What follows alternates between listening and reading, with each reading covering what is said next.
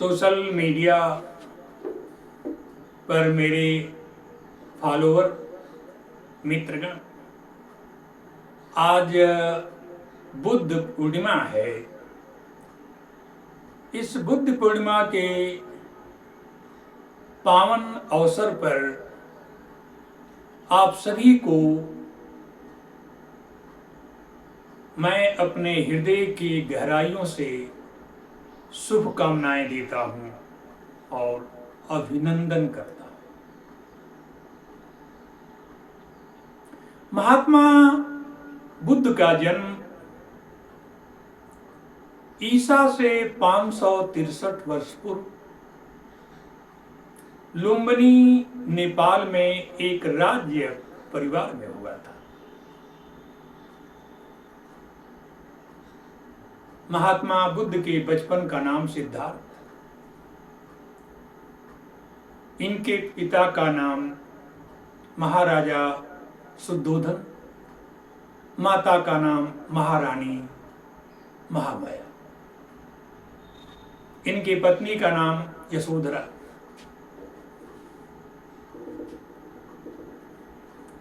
उनका एक पुत्र भी। महात्मा बुद्ध के जीवन की तमाम घटनाओं को आप जानते हैं। क्यों बौद्ध धर्म आज इतना, इसकी महानता, उपयोगिता आज मानव जाति के सामने है।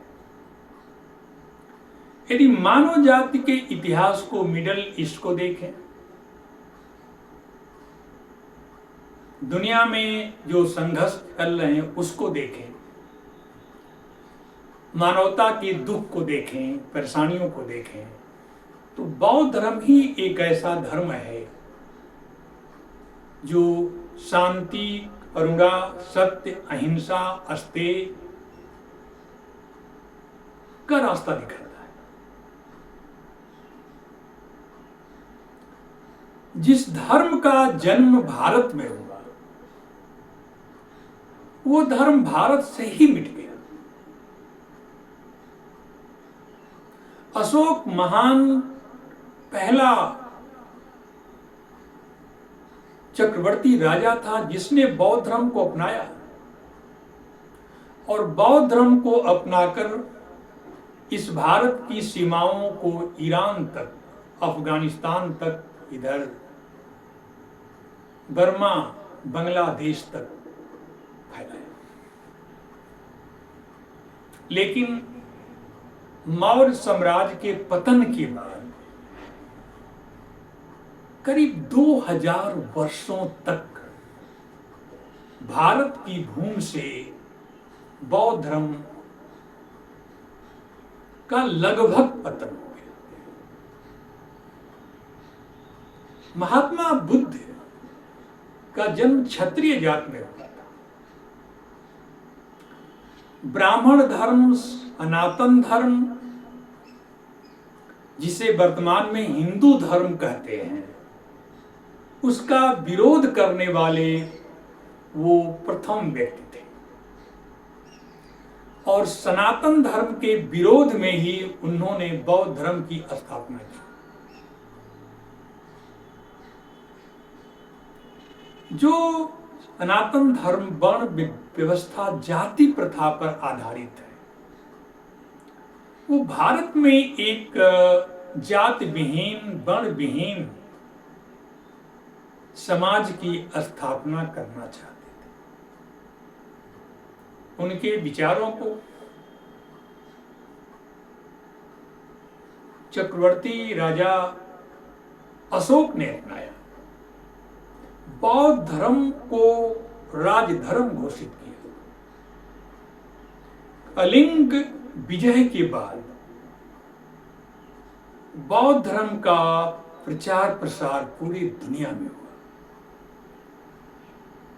आज जो बौद्ध धर्म चीन, Japan, south Korea, north Korea, Thailand, Laos, Vietnam, Sri Lanka, Myanmar में देख रहे हैं, इसका प्रचार प्रसार चक्रवर्ती राजा अशोक ने किया।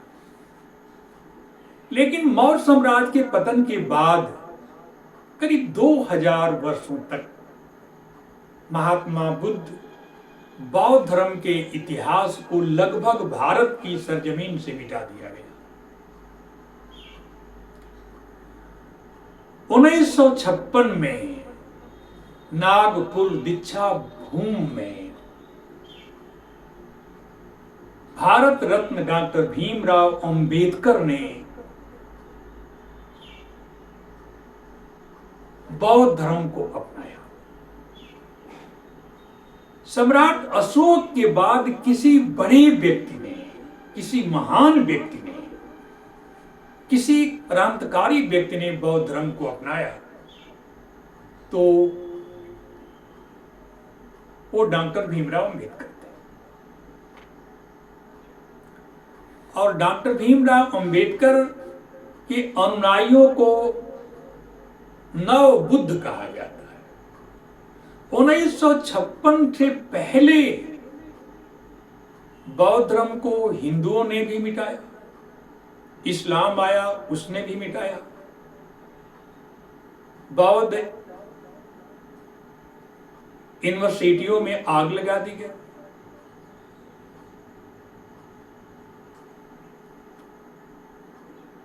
लेकिन इसी बौद्ध धर्म को सुदूर पूर्व के देशों ने अपना लिया।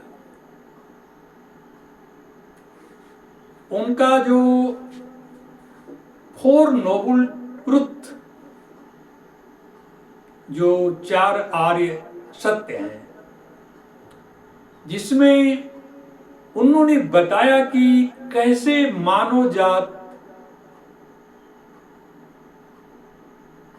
ये दुनिया दुख से भरी है और उसका कारण अनंत इच्छा और ध्यान के माध्यम से उन इच्छाओं को कम किया जा सकता है। उन्होंने मिडल पथ, मध्यम मार्ग जीवन के लिए अपनाया। अनेक कठोर करीब 6 वर्षों तक उन्होंने तपस्या किया बौद्ध गया में। खाना पानी सब कुछ छोड़ दिया। उन्हें ये ज्ञान प्राप्त हुआ, ये जीवन में न तो अधिक विलासिता की आवश्यकता है, भोग विलास की आवश्यकता है, न तो कठोर तपस्या की आवश्यकता है। उस समय 2 विचारधारा थी, संसार से मुक्ति, दुख से मुक्ति के लिए 2 विचार थे। एक साधना का, तपस्या का, कठोर तपस्या का, साधना का, एक ज्ञान। उन्होंने दोनों मार्गों का अध्ययन किया, लेकिन उन्होंने मिडल पथ को अपनाया। व्यक्ति को न तो अधिक भोग विलासी होनी चाहिए, न तो कठोर तपस्या करना चाहिए, बीच के रास्ता को अपनाया। प्रश्न उठता है कि आज के आधुनिक युग में 2026 में बौद्ध धर्म की उपयोगिता क्या है? पूरे यदि आप middle east, Gaza, Israel, America, Iran के युद्ध को देख लें, यूक्रेन और रूस के युद्ध को देख लें, जो पिछले 30-40 वर्षों में युद्ध में लाखों लोग मारे गए, धर्म के नाम पर, विचारधारा के नाम पर, सुरक्षा के नाम पर, और दुनिया के सामने न्यूक्लियर वार की संभावना है। हम एक ऐसी, ये मानव जात एक ऐसी दिशा में जा रही है, एक ऐसी बंद गली में जा रही है जहां से वापस आना मुश्किल है। मानव जाति का अंत हो सकता है। इन परिस्थितियों में महात्मा बुद्ध के विचार, शिक्षाएं, सिद्धांत बौद्ध धर्म से अच्छा कोई धर्म नहीं हो सकता।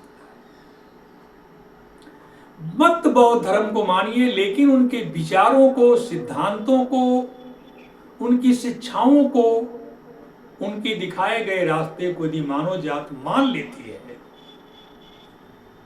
तो मानव जात अपने अस्तित्व के संकट से बच सकती है। एक हथियारों का होड़ है।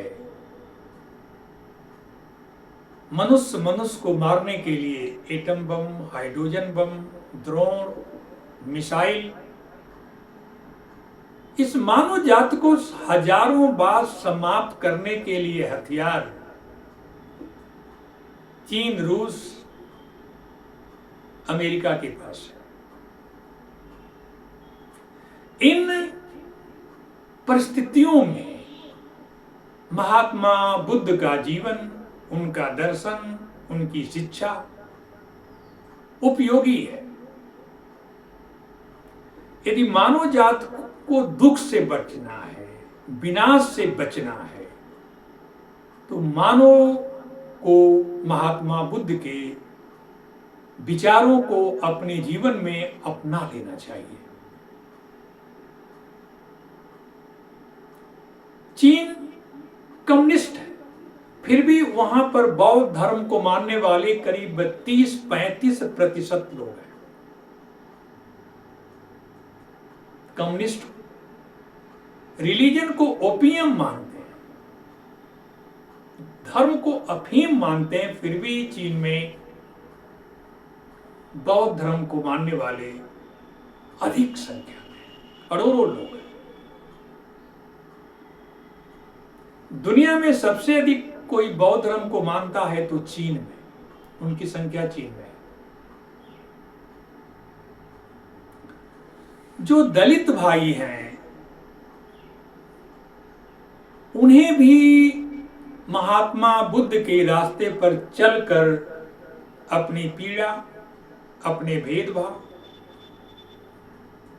को मिटा सकते हैं, अपने जीवन और परिवार को सुखी और शांत समृद्ध बना सकते हैं।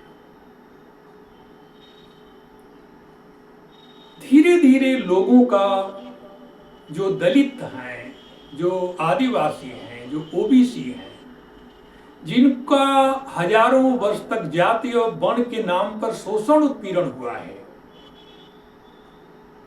उनके लिए बौद्ध धर्म एक वरदान साबित हो रहा है। कुछ लोग दलित ईसाई बन रहे हैं,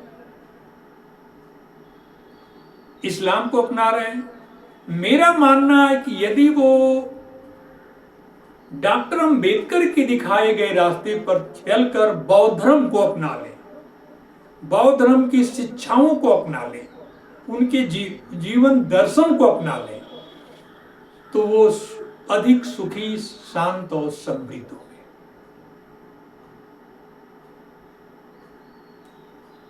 और पुनः एक बार मैं आप सभी को बुद्ध पूर्णिमा की पावन अवसर पर अपनी शुभकामनाएं देता हूं। जय भीम।